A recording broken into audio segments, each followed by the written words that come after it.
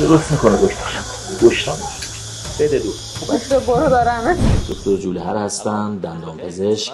آینده که فکر میکنم به شدت مبهم و غیر قابل پیش بینی.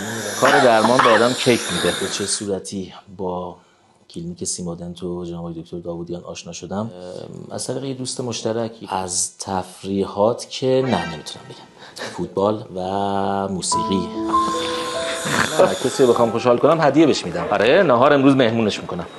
علمی را جلو یه دونه ناهار از من طلبکار شده. بفرمایید. بگم واقعا همیشه به پزشکی علاقه داشتم. اینکه چرا وارد کار درمان شدم همیشه به واسطه پدر و مادر. در رابطه با جراحی که دکتر حاجی‌زاده انجام داده باهاشون یک مشورتی بکنم. یه روزایی فکر میکنم اگر بنا باشه از این راه امرار معاش نکنم، بازم به این کار ادامه خواهم داد. عزیز جان این افتورم به من بده لطفا. متشکرم. یه خواهر بزرگتر از خودم دارم، ایشونم توی زمینه درمان و دندانپزشکی فعالیت میکنه.